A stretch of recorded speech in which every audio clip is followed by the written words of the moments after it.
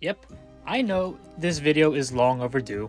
I said I'd have this video ready over a month back, but then a bunch of stuff happened, from Disneyland to MomoCon and a bunch of stuff in between.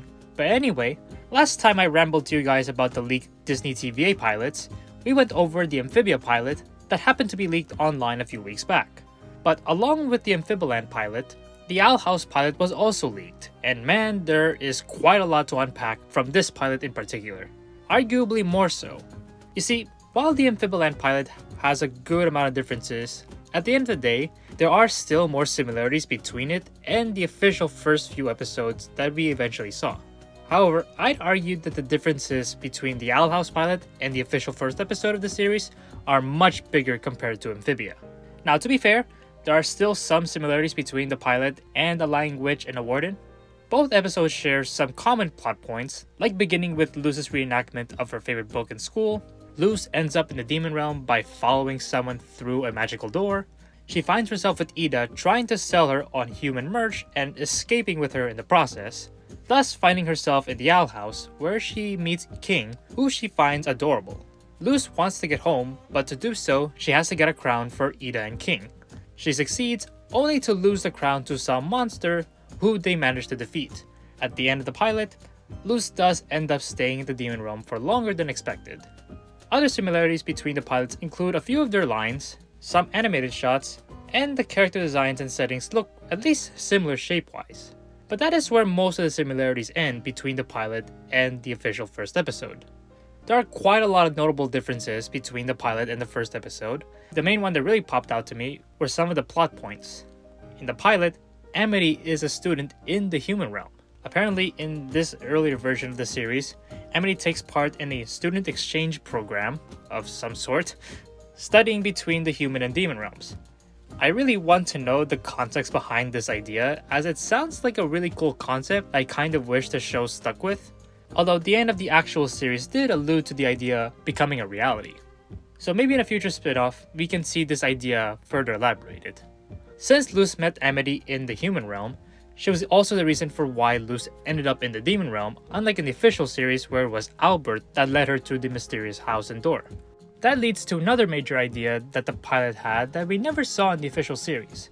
The people in the demon realm have the ability to travel freely to other worlds that we don't know about, which is a very interesting idea because that would allow the show to easily connect itself to other Disney shows with their own respective worlds. One idea that seems to have carried over from the pilot to the official series is how humans were unwanted in the Boiling Isles.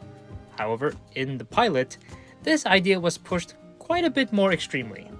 Well, good thing I'm not one of those. What do those things even look like, right? For real though, I really like this joke from the pilot. I wish they actually kept it. Another thing that was different in the pilot is that Ida can apparently teleport. If I recall correctly, no one in the Boiling Isles has the ability to teleport in the official series, except for maybe Hunter after Flapjack was assimilated into him. But even then, I don't think that counts given that it's only for short distances.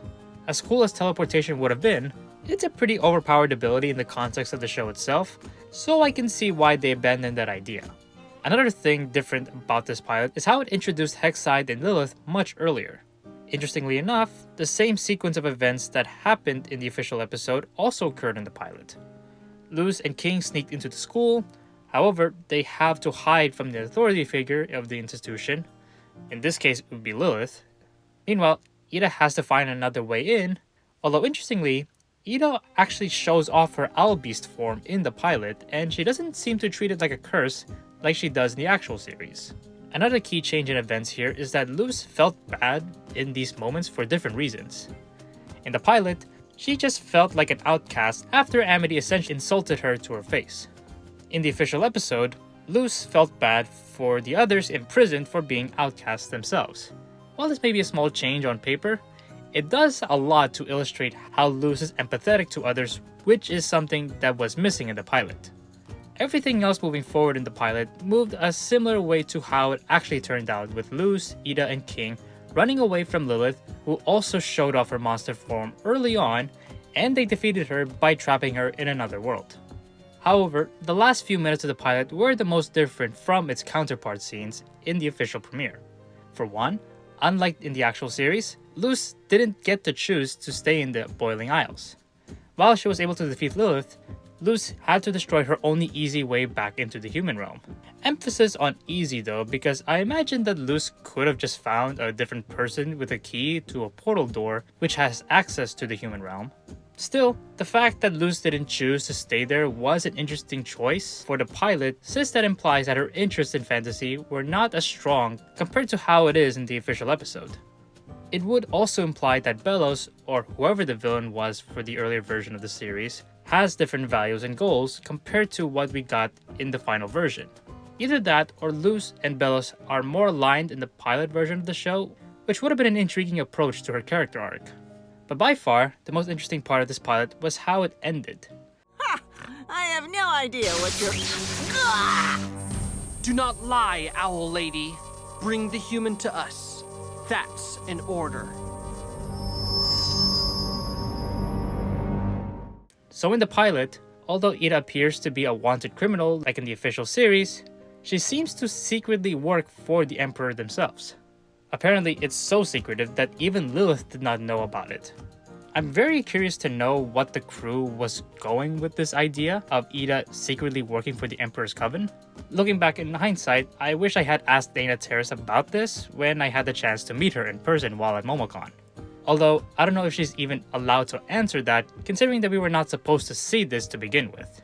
If I had to take a guess, I assumed that Ida was going to willingly give up Luz to the Emperor in the Season 1 finale, but after growing fond of her, she would have had a change of heart and defend her against Belos. Overall, seeing the pilot is yet a reminder of how much the show has evolved throughout its development, and it's also a testament to how much Zaina Terrace and the crew behind the show stuck to their guns and delivered the show that is rather close to their original vision. That being said, the differences between the pilot and The Lion and the Witch remains quite apparent, especially when it comes to Luz's personality. Sure, there are more similarities than differences, but it seems like Luz's personality is a bit closer to Anne in Amphibia, particularly with how she views the new world. Pilot Anne and Luz were both brought to their own respective isekai worlds by accident, and both were trapped there with no seemingly possible way to get home. If the crew stuck with this, both Luz and Anne would have gotten the same kind of character arc where the protagonist starts out disliking the new environment, but they eventually grow to like the place and they both have to save it from the main antagonist that is destroying the respective world. On top of that, if Luz had this arc, it would also mean that she would be more similar to Belos than how she is in the final version, where they were diametrically opposed to each other when it came to viewing the Boiling Isles. Again, kind of similar to how Anne was a foil to Andreas, where they both share some similarities, but Anne became the inline good character where Andreas fell into a path of darkness. It does seem like both of these shows had even more similarities when they were initially developed. But while Amphibia stuck with the storyline of the protagonist learns to love the new world and faces their foil, the Owl House decided to diverge from that kind of story, at least a little bit. The difference in arcs may be slight, but it drastically changed Luz's arc, where she went from being relatively happy in the world she's in to being depressed and negative with her outlook, and she had to overcome that towards the end of her arc. It just goes to show that a slight change to your starting point can significantly impact how your character will evolve later on in the story and make it more unique in the isekai genre of stories that both the Owl House and Amphibia are a part of. So yeah, those are my thoughts on the Owl House pilot and how it compares to the official first episode of this series. What do you guys think of the pilot?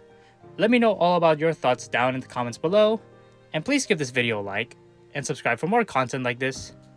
With all that being said, thank you all for watching this video. I hope you all have a great day. See you in the next one.